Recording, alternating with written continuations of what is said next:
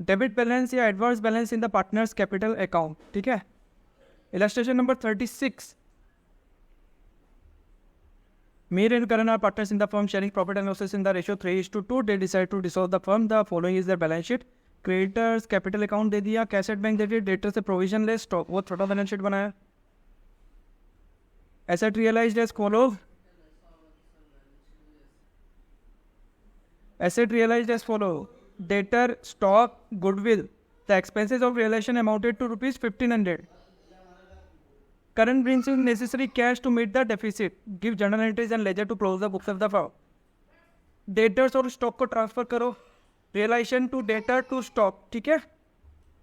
Realisation to debtor to stock, वहाँ पे creditor कितना है, क्रेडिटर 20,000 और प्रोविजन 3500। तो creditor debit, provision debit to realisation, ठीक है। क्रेडिटर प्रोविजन टू रियलाइजेशन, ठीक है। उसके बाद एसेट रियलाइज हो गया। एसेट क्या रियलाइज हुआ, यहाँ पे क्वेश्चन में दिया हुआ ही है, 36,500 का पैसा मिला, तो बैंक टू रियलाइजेशन आ जाएगा 36,500 आ गया। क्रेडिटर्स के बारे में कुछ नहीं बोला ना, तो पेमेंट हुआ पूरा का पूरा 100%, ठीक है ना। क्रेडिटर्स 20,000 पेमेंट हो गया, तो realisation to bank, realisation to bank कैसे आया, 20,000 वो प्लस 1,500 रुपया एक्सपेंसेस, ठीक है। 21,500 आ गया, एक बार में लिख दिया। अब कैपिटल अकाउंट बना,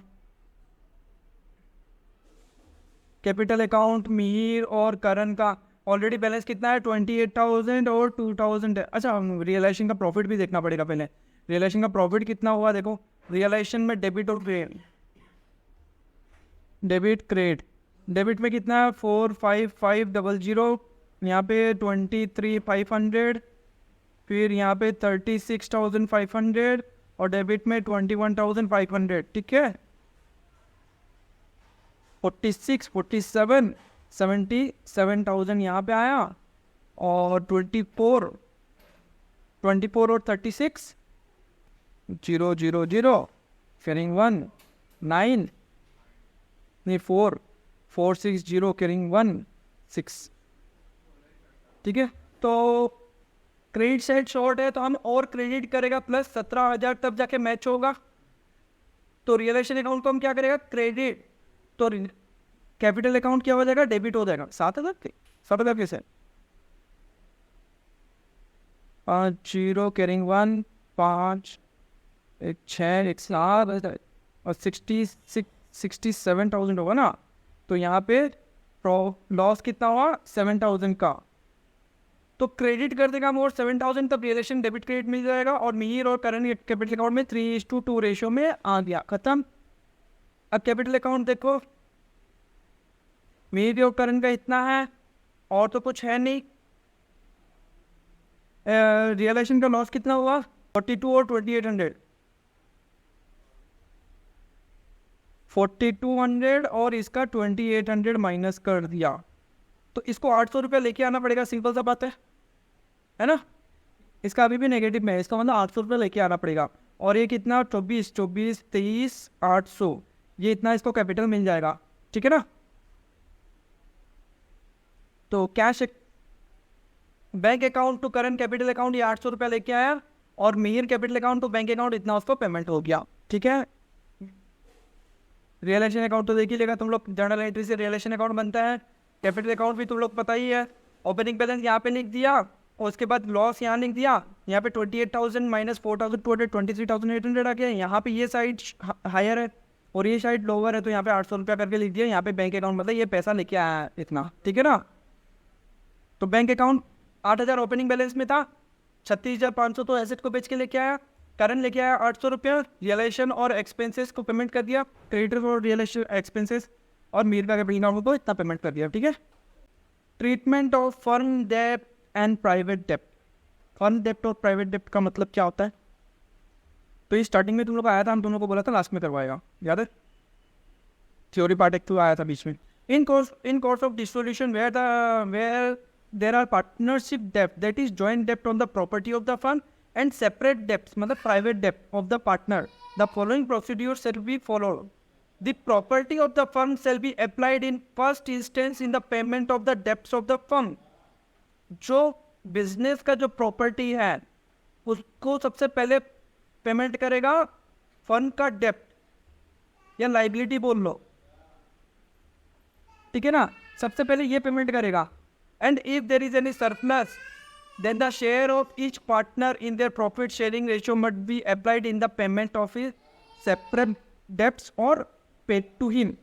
उसके बाद अगर मान लो कि एक कोई पार्टनर है, उसका कोई पर्सनल डेप्स है, तो मान लो यहाँ पे अगर कुछ प्रॉफिट होने के बाद उन लोगों को मिल जाता है ना, प्रॉफिट होता है ना, तो उससे क्या होगा, ए का जो प्राइवेट डेप्स है उसको पेमेंट करेगा.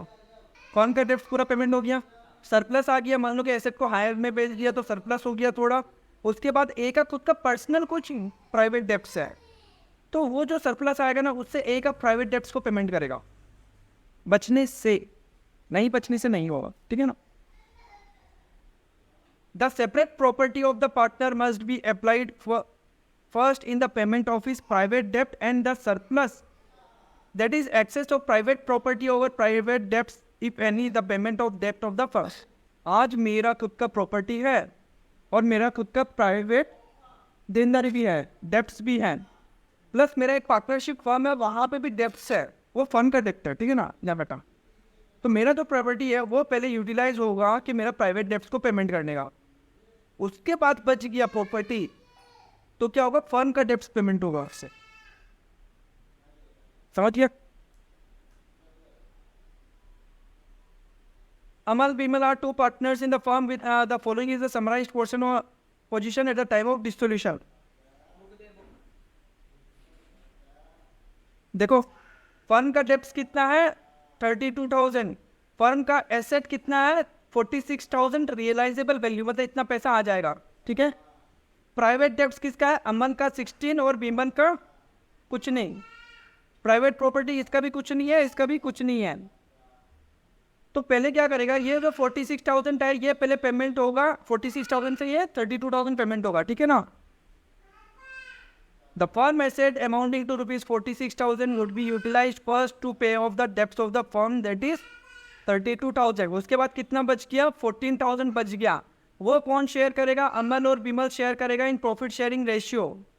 The share of the surplus of each partner would be 7,000. यहाँ पे प्रॉफिट शेयरिंग रेशियो नहीं दिया तो इक्वल, ऐसे इक्वल लिखा हुआ है, तो दोनों जन को 7,000 मिल जाएगा, ठीक है ना. तो यहाँ इस केस में अमल का प्राइवेट डेप्ट कितना है 16,000 और बिमल का कुछ भी नहीं. तो since Amal has a private dept of 16,000 this will be treated as under in paying off the private dept of Amal that is 7,000 through his private dept, although his private dept is 16,000 और 7,000 बिमल को दे देगा क्योंकि उसका तो कोई private डेप्ट है ही नहीं, ठीक है ना. The position of the partners of Ram Rahim at the time of dissolution of the firm was as under private डेप्ट कितना है राम का 12,000, बट इसका प्राइवेट प्रॉपर्टी है 14,000 का, कोई दिक्कत नहीं. रहीम का प्राइवेट डेप्ट क्या है, कुछ नहीं, और प्राइवेट प्रॉपर्टी कितना है 8,000 का. सो हाउ द डेप्ट private debts of the and private properties of the partner will be dealt at the time of dissolution. In case of Ram का केस में क्या होगा, राम का प्राइवेट प्रॉपर्टी है 14,000 का, उसका प्राइवेट डेप्ट कितना है 12,000 का, तो उसका प्रॉपर्टी से पहले प्राइवेट डेप्ट पेमेंट करेगा, तो फिर उसके बाद बच गया कितना 2,000. ये 2,000 अवेलेबल रहेगा फॉर पेमेंट ऑफ डेप्ट ऑफ द फर्म. फर्म का डेप्ट के लिए ये अवेलेबल रहेगा अगर डेफिसिट रहा तो, इन केस, ठीक है, इफ नीडेड.